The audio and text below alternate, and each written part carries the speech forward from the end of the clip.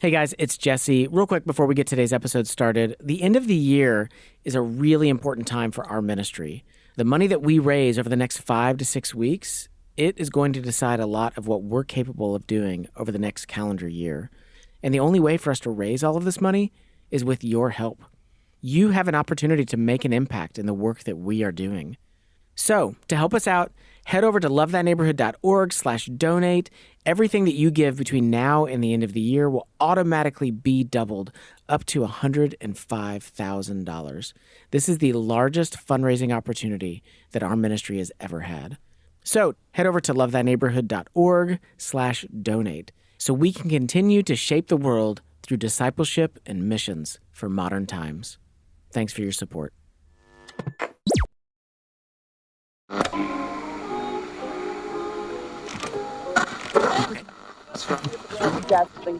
right. My headphones on. Am I coming through? Mm-hmm. All right. On October 30th, 1938, a shocking piece of audio erupted from home radios around America. Ladies and gentlemen, we interrupt our program of dance music to bring you a special bulletin from the Intercontinental Radio News, observing several explosions of incandescent gas occurring at regular intervals on the planet Mars. A series of disturbing and cataclysmic events descended onto listeners. Reporters continuously broke in, providing coverage from around the country. Now, nearer home, comes a special bulletin from Trenton, New Jersey. In fact, one news reporter stunned listeners as they described the scene of a strange meteorite crash. I guess that's it. Yes, I guess that's the thing directly in front of me. But I can see the object itself doesn't look very much like a meteor. At least not the meteors I've seen. It looks more like a huge cylinder. More state police have arrived. They're drawing up a cordon in front of the pit. Wait a minute, something's happening. A humped shape is rising out of the pit. I can make out a small beam of light against a mirror. What's that? There's a jet of flame springing from the mirror, and it leaps right at the advancing men. It strikes them head on. Coming this way now, about 20 yards to my right. Ladies and gentlemen, I have a grave announcement to make. Those strange beings who landed in the Jersey farmlands tonight are the vanguard of an invading army from the planet Mars. Of course, the whole thing, it was simply for entertainment. None of it was real. It was simply a brilliant dramatization of the book War of the Worlds. Producer Orson Welles wanted it to sound realistic, like there was actually an alien invasion happening across the United States. But even though Welles intended it to be for entertainment, not everyone took it that way. Upon hearing on the radio that aliens had landed on our soil, some folks took to the streets in a panic. Others evacuated their homes. Some even jumped out of buildings, committing suicide so they wouldn't be taken by aliens. The nation was in an uproar. The very next day, the New York Times ran this headline: "Radio listeners in panic, taking war drama as fact." And you and I might think that's silly. Of course, aliens hadn't really invaded Earth. But at the time, in the late 1930s, radio was the trusted source for news. 60% of Americans had a radio in their home. Right, and it was still fairly new technology. But when it came to news, it was seen as a marvel.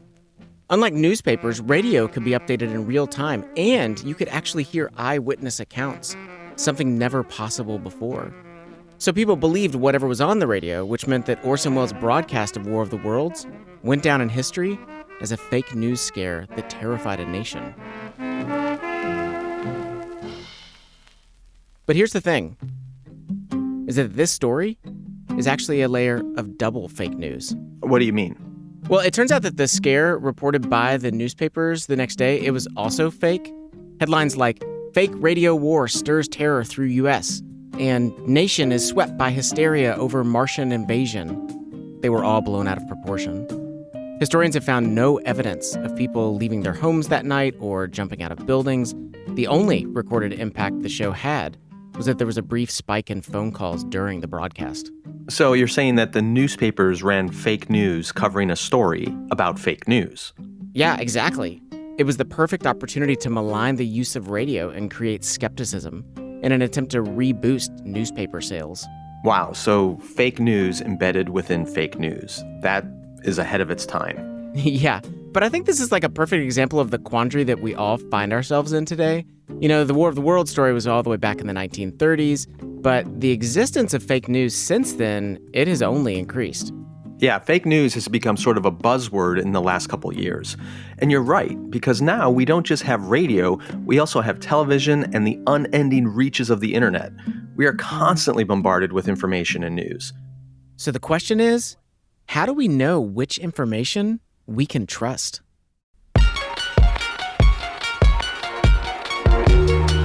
You're listening to the Love Thy Neighborhood podcast. I'm Jesse Eubanks. Today's episode is Where the Gospel Meets Fake News. This episode is in partnership with the Holy Post podcast, so one of their hosts, our good friend Skye Jethani, is here with us. Great to have you back on the show. Thanks, Jesse. It's always a pleasure. Okay, so this topic of fake news is one that you've taken a lot of interest in. Why do you think this is such an important topic for Christians? Yeah, well, as Christians, we're called to be people of the truth, and we are to base our lives around the truth of Christ and the truth about the world. So when we get caught up in fake news and lies, it's a recipe for leading to bad faith and a bad engagement with the world. And unfortunately, it seems like an awful lot of Christians are caught up in exactly that right now. So today, we're going to dive into the world of fake news. Where does it come from? How does it spread? And what is our role in the news we consume? Welcome to our corner of the urban universe.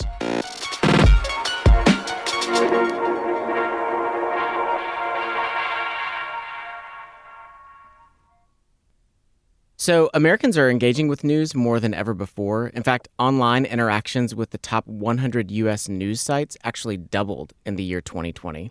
And that makes a lot of sense. There's been a lot to follow in the news. The coronavirus, the presidential election, police shootings, justice issues. I'm not surprised.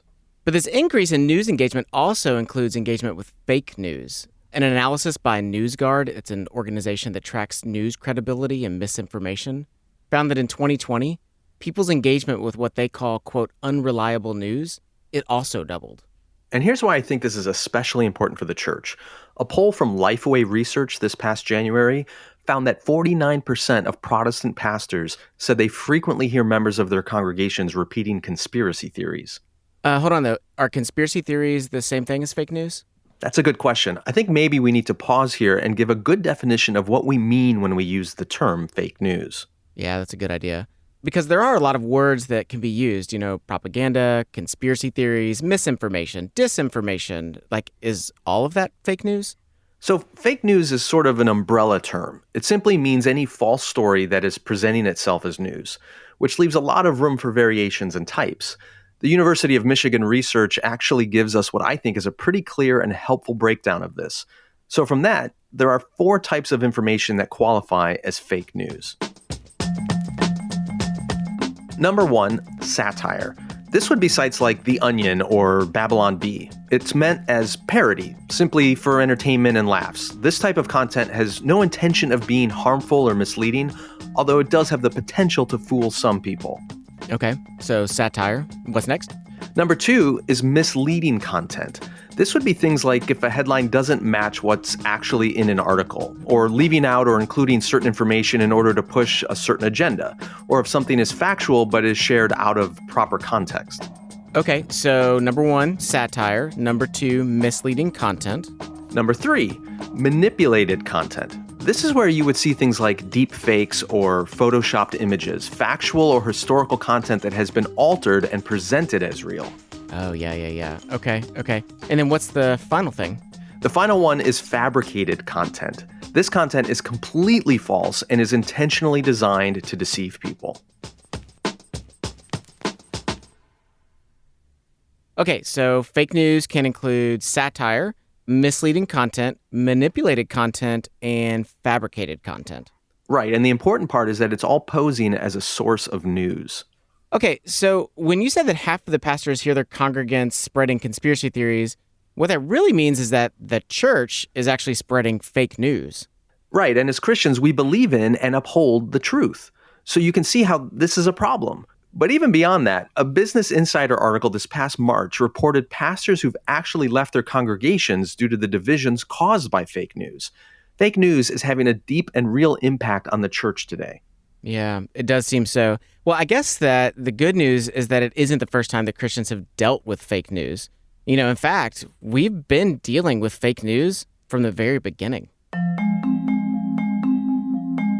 At the end of Matthew's gospel, Jesus miraculously rises from the dead. And of course, this was not the outcome that the religious leaders were expecting. So now they need a way to explain the empty tomb, one that doesn't involve Jesus being the risen Son of God. So when the guards who were stationed at the tomb report back to the chief priests, the priests essentially devise a plan of fake news. Chapter 28 says, "They gave a sufficient sum of money to the soldiers and said, 'Tell people, his disciples came by night and stole him away while we were asleep.'" The chief priests fabricated the story and reported it as real news, and it had lasting consequences. In fact, just a few verses later, we're told that this story has been spread among the Jews to this day. So I think that we can take comfort in the fact that fake news is not a new phenomenon. But one thing we are faced with that wasn't present in Jesus' day was our technology. And so when it comes to the conversation of fake news in today's context, I do think that we need to look at two contributing factors. And those two things are people and technology. Right, because I think both have a responsibility when it comes to where fake news comes from and how it spreads. Okay, so first let's talk about people. And to do that, let's follow an actual news story. On November 5th, 2016, just 3 days before the presidential election, the Denver Guardian ran this headline on their website. FBI agents suspected in Hillary email leaks found dead in apparent murder-suicide. The article went on to state that FBI agent Michael Brown and his wife were both found dead in their home. There were quotes from the local police chief, comments from neighbors, and links to online sources that were claiming that the incident was really a hit job by Hillary Clinton. Oh my gosh, that's crazy. Yeah, so within minutes, not surprisingly, the article made its way to Facebook, and there, it took off like wildfire. So it was being shared as many as 100 times per minute. The evening of that same day, the Denver Post also ran a headline. "There is no such thing as the Denver Guardian, despite that Facebook post you saw." The article claimed that the Denver Guardian was not a real publication, and neither was the FBI agent or the story about him. Oh my gosh, this just gets more and more crazy. Yeah, check this out. So just 5 days later, the Denver Guardian site vanished. But the article about the FBI agent had already been shared on Facebook 1.6 million times. Oh, in other words, the damage was already done. Yes, exactly. I mean, by then it had gained the attention of NPR, the Washington Post, CNBC, and the New York Times. So was the story actually false? Because I'm guessing it was. Yeah, the whole thing was completely made up. So where did it come from? So it came from the mind of a guy named Justin Kohler. It was myself and a handful of people that were goofing around, right? Coming up, we hear from the king of fake news. We'll be right back. Hey listeners, it's Anna, media editor. Here at Love Thy Neighborhood, we partner directly with local nonprofits right here in Louisville. Over the past 7 years, our interns have provided over 130,000 work hours free of charge to local ministries. My name is Christy Robinson, and I am the director here at Hope Place.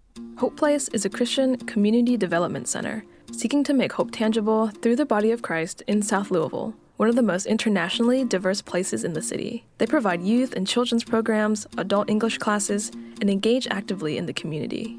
Christy shared with me how our interns support the work of the ministry at Hope Place. We absolutely love our LTN interns, and coming from the nonprofit world, it can be super challenging to get staff, and the LTN interns really fill in those gaps, and not just fill in the gaps, but they bring so much passion to what they do, and LTN does such a good job of training them to get ready to just be interns here, and so they definitely help in so many of the areas that we need help here at Hope Place. If you're a young adult looking for an internship where social action and Christian community meet, check out our website at lovethyneighborhood.org and apply today. Again, that's lovethyneighborhood.org.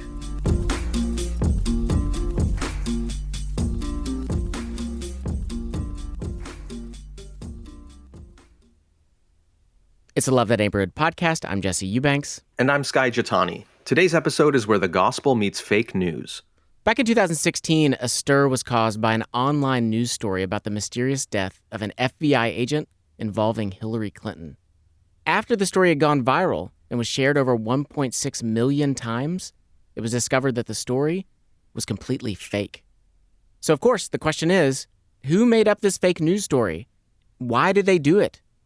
Well, it turns out it was created by a guy named Justin Kohler. So Justin Kohler's been dubbed the king of fake news, but he didn't start out that way. His story actually starts out pretty mundane. Here's Justin from an interview that he did with Newswhip back in 2017. Well, I had been a writer for quite some time. I previously worked for a magazine group in South Florida, lifestyles type publication, and I was the arts and entertainment editor for them. Since the early 2000s, Justin was simply a writer with a background in political science and mass communication. But he started to become intrigued with a certain sect in the online community. Really became interested in what is now considered the alt-right. So to be clear, Justin was not part of the alt-right, but he was noticing that a lot was happening online with these alt-right groups. They were organized, they received tons of engagement, and they seemed to really take the bait for conspiracy theories and fake viral content. So I was really curious about how they were getting engagement online, and kind of started to work towards what I would think of was kind of a formula for creating viral content, just to see what people would believe. Also kind of in some ways kind of meant to discredit their engagements by showing that things were made up. I actually think Justin is kind of being smart here. So just this past May, Cambridge University released a report that found that partisan polarization is the primary motivator for sharing fake political news on Twitter. But he was seeing that trend all the way back in 2016. Yeah, so Justin takes this on as a sort of social experiment. What if he could plant fake stories into these online groups and then come back later and say, gotcha, it was all fake? So in 2013, he launched his own fictitious news site called National Report. Initially, it was kind of almost a parody, kind of a Stephen Colbert amplified idea, where we were kind of joking about how these sites were. It was a parody of a hardcore, right-wing site. Wait, so let me get this straight. So he got into fake news, not to really spread fake news, but out of his own curiosity and pleasure? Basically. I mean, like when he talks about it, he gives off this vibe that like the whole thing was just kind of innocent. It's just kind of fun. It was myself and a handful of people that were goofing around, right? But it quickly turns into more than that. So the site, National Report, takes off, and that's when Justin realizes that his efforts can be about more than just having fun. He realized he could actually make a lot of money. In an article for Neiman Reports, Justin writes, "As our traffic grew, advertisers came calling. For the first time, I realized the potential financial benefits. The motivation then changed from simply messing around online to supplementing my income to assist in providing for my family. During the next year, I focused my time on studying analytics and monetizing the site through ad networks." This is an aspect of the fake news stuff that we don't often think about, but very often you got to follow the money. There is a financial incentive for driving fake news stories because it draws an audience, and that's exactly what advertisers are looking for. And they're willing to pay a lot of money for access to an audience, and they don't necessarily care whether that audience is gathering around news that's real or news that's fake. Right. I think there's always that old question, who benefits? Like if we're reading something and taking in something, it's easy to read it and go like, oh, this politician benefits, or oh, this large company benefits. But sometimes it's not quite as obvious as that. It could be somebody else, like Justin, who's just kind of manipulating factors so that they can put some cash in their pocket. Yeah, sometimes we think there's a nefarious ideology behind fake news, but sometimes it just comes down to the almighty dollar. And Justin admitted that that's actually the only reason that he knows of that people create fake news. Now, I know several of these publishers of these sites, and I can promise you none of them are doing it to influence elections or for ideological purposes. It's all financial. So how did he go from this to his popular fake FBI agent story? Well, in 2015, Facebook actually changed the way that its algorithm worked, and this caused his website, National Report, to lose traction. So it became really hard to get as many views as he had had before with the parody content that he was creating. So Justin actually shut it down. But of course, his bills didn't shut down. So in 2016, he created another site, the Denver Guardian. And so I built the Denver Guardian, which to me was kind of the evolution of where this is going next. You know, I featured a lot of local news content. It looked just like a local newspaper. It didn't have anything on the homepage that would give it away that it was fake news. We had a staff list and a location, about us page, and a history, and all that sort of stuff. You know, so I kind of, again, saw an opportunity, and my mortgage was due, and I built the site and ran with it. And here's the thing. It looked like a legit news site. It even had the local weather. But it only had one national news story, the fake one about the FBI agent. And, you know, as we said before, this story gets a lot of national attention. And by 2017, Justin was running his own business called Disinfo Media that included a handful of other fake news sites. And he was making about $30,000 a month. Justin had arrived. Truly, he had become the king of fake news. Yeah, but here's what I'm wondering. What was the fallout from all of this? Because we know that no one can lie forever and get away with it. I'm assuming there were consequences somewhere along the way. Yeah, there were. And those consequences, they were actually largely for Justin himself. So again, he writes, soon after the election, a narrative was born suggesting that fake news influenced the election. And I became a public face of the fake news industry, as well as a scapegoat for both a failed Democratic presidential campaign and a shocked media. So Justin was no longer an anonymous face behind a computer. He was thrust into the public spotlight, and that affected not only him, but those around him. Again, he says, what started as a hobby grew far larger than I had expected and brought untold stress upon my family and myself.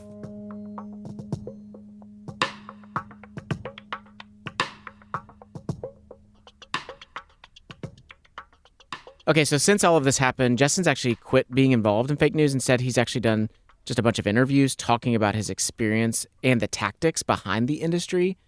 But I think the question that is like looming for me is, who are the victims here? Who are the people that are really being hurt by fake news? Well, in this story with Justin, it seems like he himself was a victim of his own engagement with fake news, as far as we can tell. But we know there are other stories where fake news has deeply impacted responses to the pandemic, the riots that happened on January 6th in Washington, D.C., even refugee crises overseas that have been fueled by fake news on social media. It's a Sunday of sorrow. Right here in Newtown, Connecticut. Is home to children from kindergarten through fourth Yeah, there are grade. real victims of fake news. I'm thinking about the Sandy Hook conspiracy theory. Sandy Hook is a synthetic, in my view, manufactured. So the Sandy Hook elementary school shooting happened. And then rumors started spreading online that the whole thing was actually staged and fake. The official story of Sandy Hook has more holes in it than Swiss cheese. And that the grieving parents were simply actors paid to play a role. And it's really messed up, but a lot of people bought into it, even to the point of sending death threats to the parents. So actually, here's David Wheeler, who lost a son in the shooting, talking about it with CBS News. For me personally, it has, in my more vulnerable moments, felt like a complete denial of my life. In my more vulnerable moments, it has felt like salt in the wounds. And it can take a big chunk out of your faith in humanity if you let it.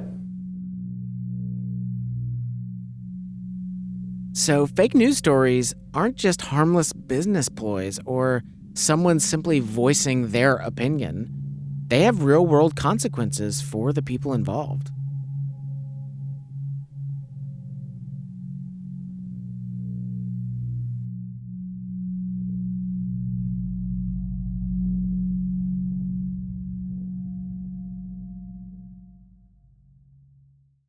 Okay, so in looking at fake news, it's important for us to remember that there are people behind it.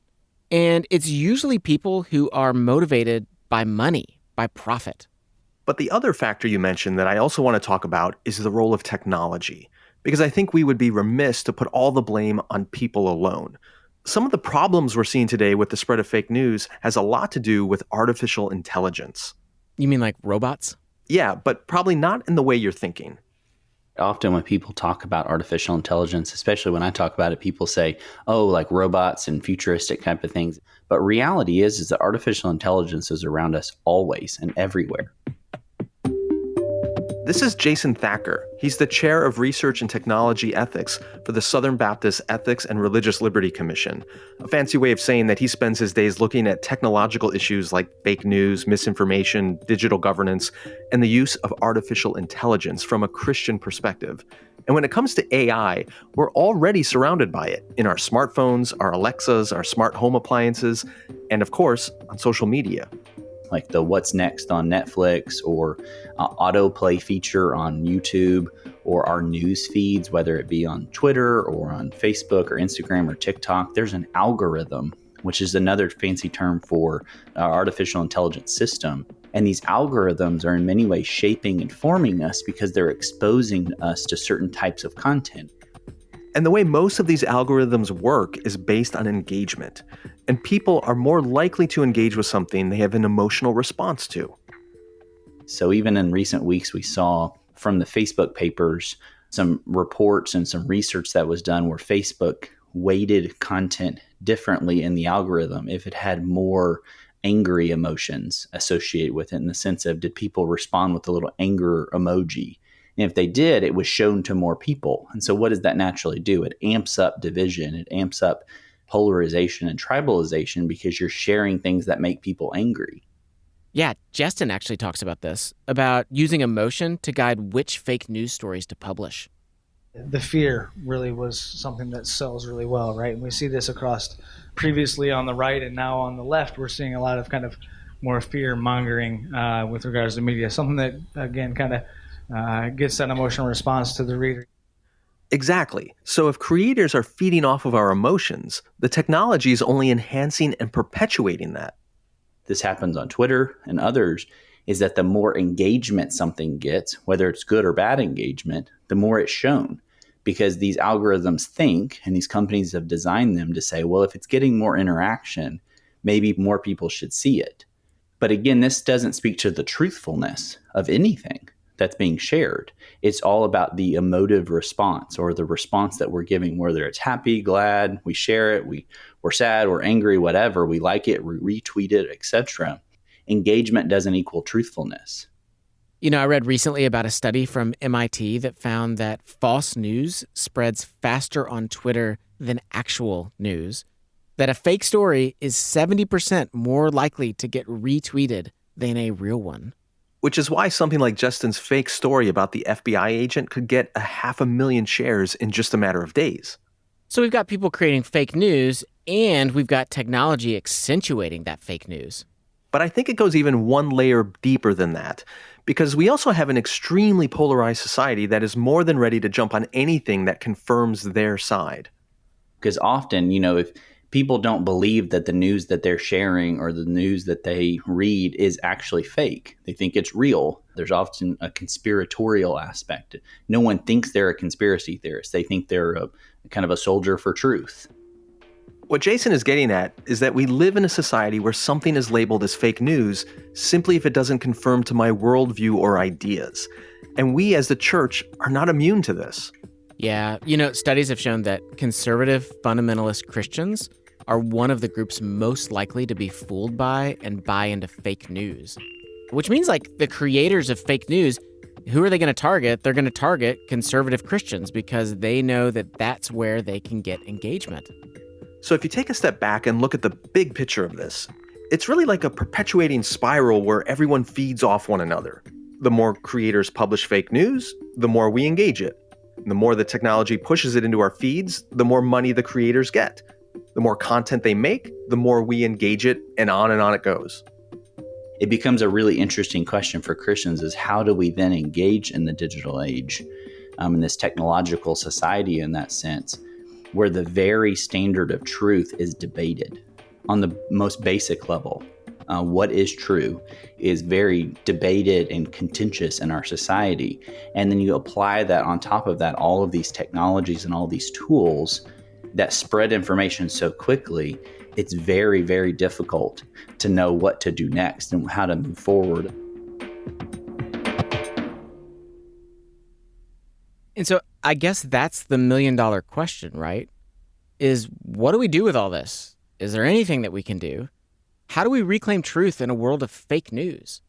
Well, one Christian decided she was tired of people being victimized by fake news, and she decided she was going to do something about it. Stay with us.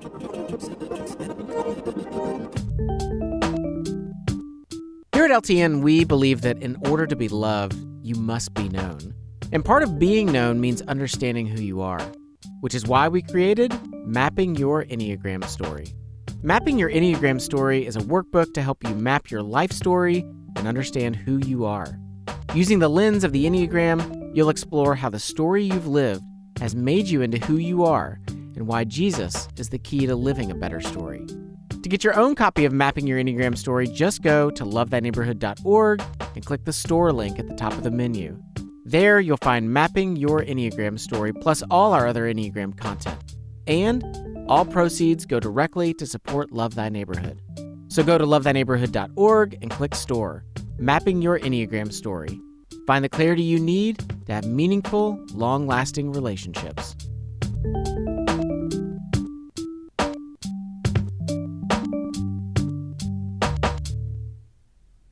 Love That Neighborhood podcast, Jesse Eubanks. Sky Jitani. Today, where the gospel meets fake news. So we've looked at the role of people and the role of technology in understanding where fake news comes from and how it spreads.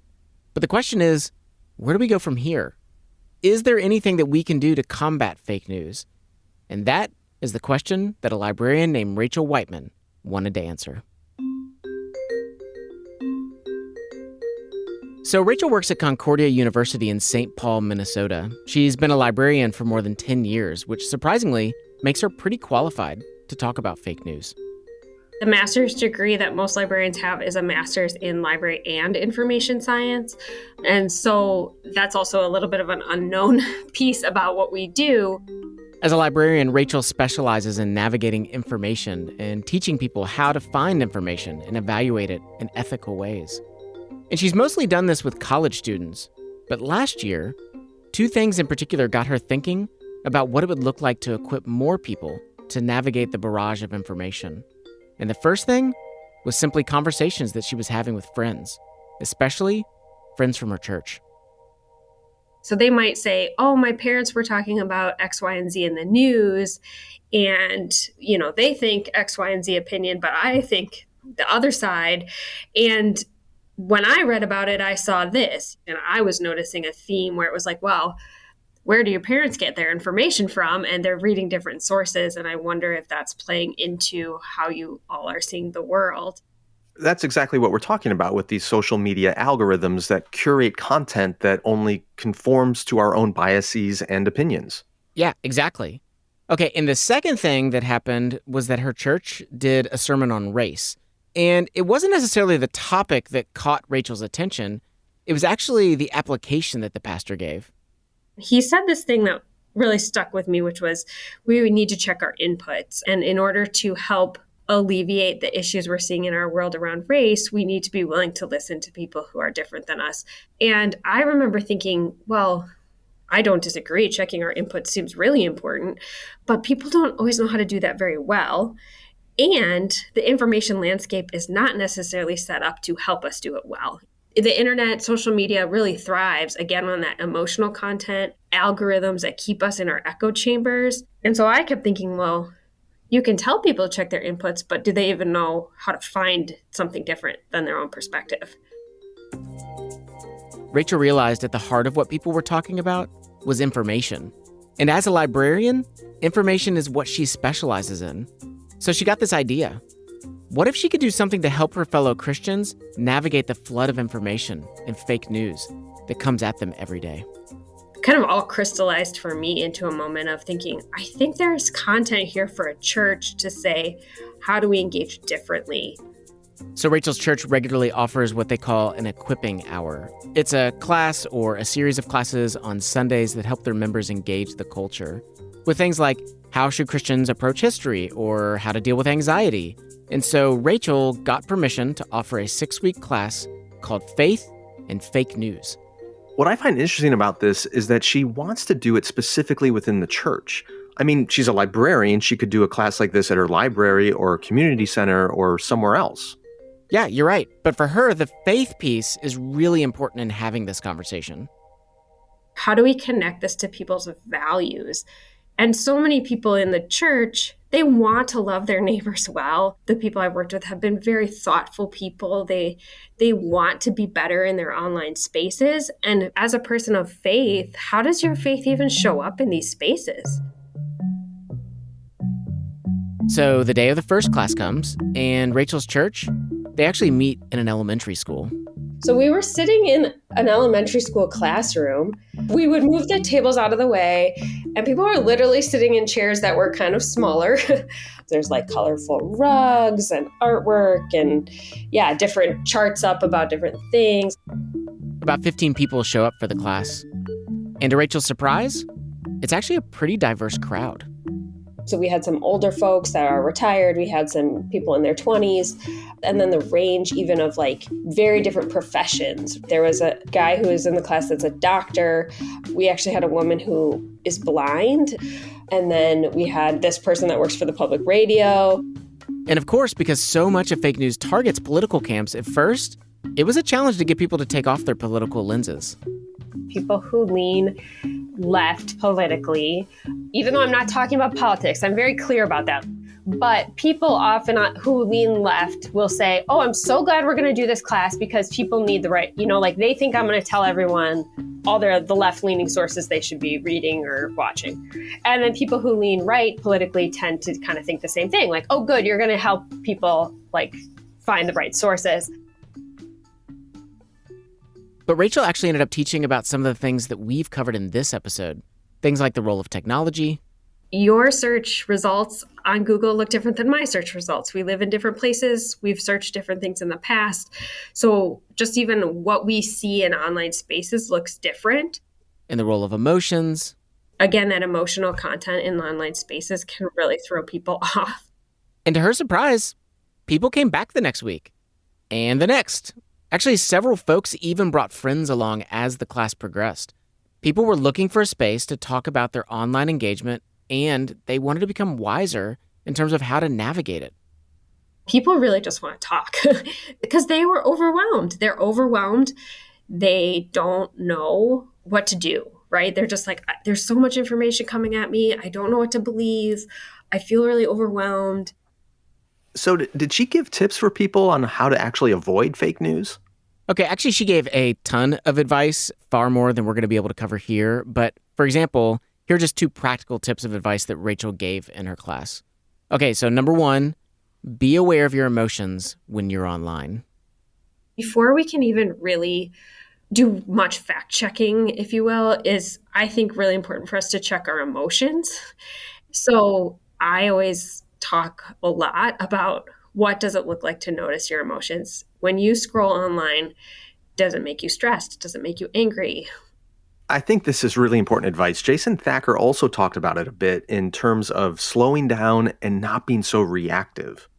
So instead of sharing an article because we read the headline and it seemed to make sense, maybe actually read the article.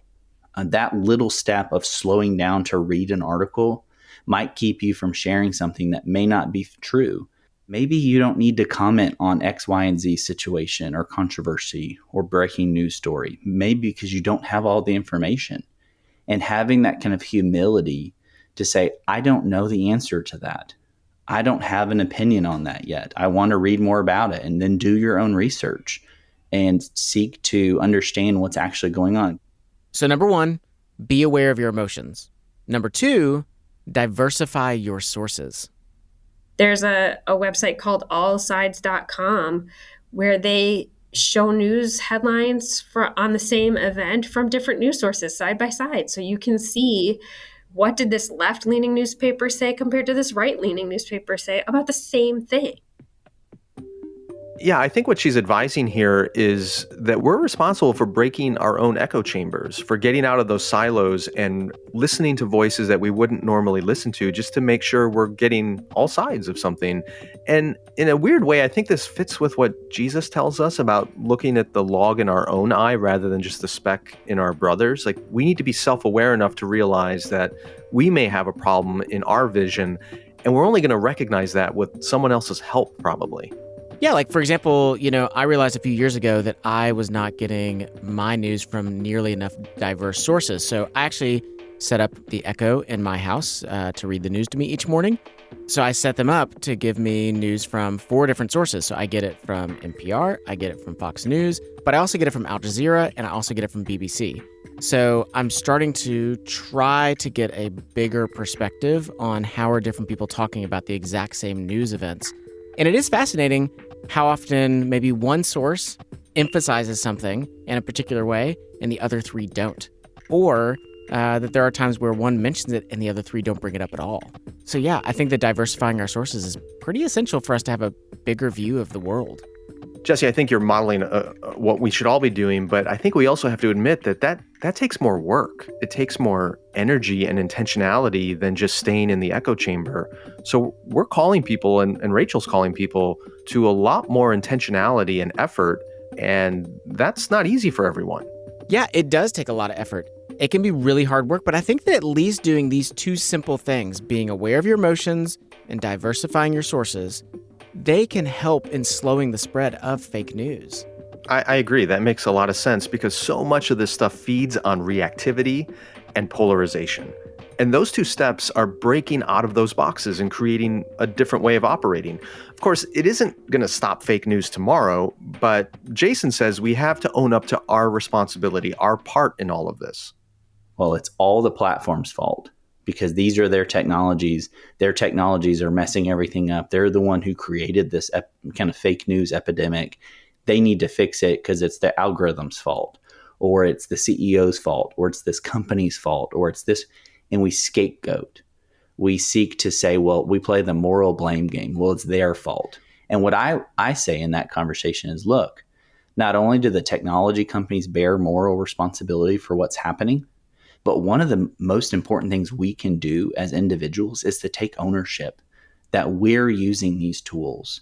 And while they may expose us to fake news, while they may expose us to misinformation or conspiracy theories, we don't have to propagate that. We don't have to push it forward. So what about Rachel's class? Was it a success? Yeah, in fact, one of the ladies who came to the class, she actually worked in the media. She worked for a local radio station, and she went back to her work and actually talked about it with her coworkers and with the people around her about making sure that they weren't a part of spreading fake news. In fact, by the end of the class, there was actually a reporter that contacted Rachel just wanting to talk to her about why she did this class and what kind of impact it had. But the reporter came to that first class. She came to the last session of that first round. And I think her response kind of matches the response I see from a lot of people when I say, oh, I'm doing classes on, misinformation at churches. The reaction is kind of like, what? And as a reporter, she was particularly interested in learning more. The reporter ended up publishing a story about Rachel and her class, and then Business Insider actually did a story about her. And as the word got out, more churches ended up contacting Rachel about offering the class to their own congregations. Today, Rachel's offered her class almost a dozen times to different local churches and even across the nation.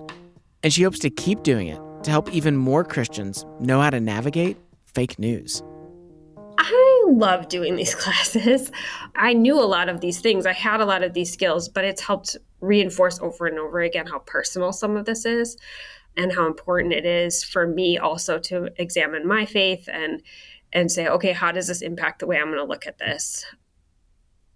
What I really appreciate about what Rachel's doing is she's not just giving Christians answers, but she's trying to help them develop real wisdom in how they engage in our technological world. And I think that's what the church should be doing overall, rather than just giving simple explanations or saying, here's where you should go to get all your news. The church ought to be giving us the tools and wisdom to live like Christ in this really complicated time, and to make sure that not only are we not doing harm by spreading fake news, but that we can actually be sources of truth and goodness in our communities. Yeah, I couldn't agree more. Near the beginning of the episode, we talked about how Jesus' resurrection was followed by a fake news story. And that made-up story had real impact on real people. It discredited the miracle that had happened and kept people from believing. Fake news can have serious consequences.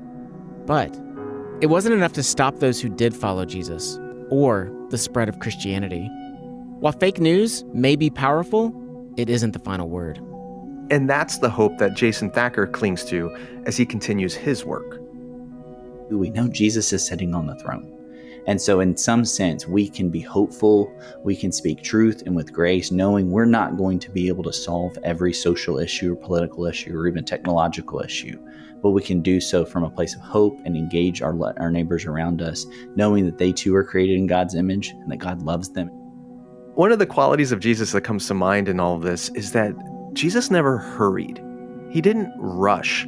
And we live at a time where everything feels so urgent. And I know a lot of Christians who feel like we need to respond right now to what's happening and react right now to this event or that phenomenon. And I think that's what kind of gets us in trouble and why we so often fall for fake news or spread it unintentionally. And like Jesus, I think we need to slow down and realize that everything doesn't depend on our response, and we don't have to respond right away. And if we would slow down and read other sources and engage broadly and really pursue the truth rather than just reaction, it might help us create not just a more faithful church, but a better society. Yeah, as Christians, we just simply cannot be a part of spreading lies and deception, especially because when we spread those lies or when we believe those lies, it inhibits our ability to really understand reality. And Jesus was always dealing in reality. And so if we're going to be people that walk in the truth and follow Jesus, then we also have to be people that are only interested in spreading and sharing truth.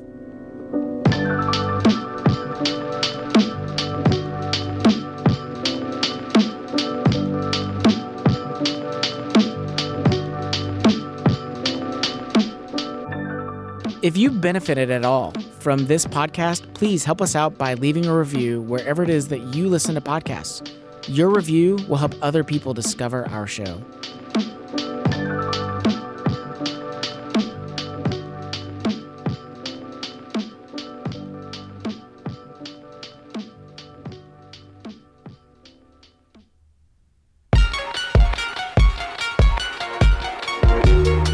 Special thanks to our interviewees for this episode, Jason Thacker and Rachel Whiteman. If you want to learn more about Rachel's faith and fake news class, check out her website at racheliwhiteman.com or her Instagram at faithful.factchecking.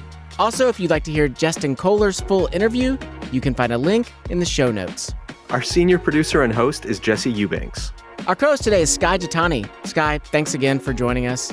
To hear more from Skye, check out his show, The Holy Post, wherever you listen to podcasts or at holypost.com. Our media director is Rachel Zabo, who I had to confront the other day about her and her friends pushing down elderly people when they passed her on the street. And I can promise you none of them are doing it to influence elections or for ideological purposes. It's all financial. Anna Tran is our audio engineer. Music for today's episode comes from Lee Rosevere, Poddington Bear, and Blue Dot Sessions. Theme music and commercial music by Murphy DX. Apply for your social action internship supported by Christian Community by visiting lovethyneighborhood.org. Serve for a summer or a year. You'll grow in life skills and in your faith. Learn more at lovethyneighborhood.org. Which of these was a neighbor to the man in need? The one who showed mercy.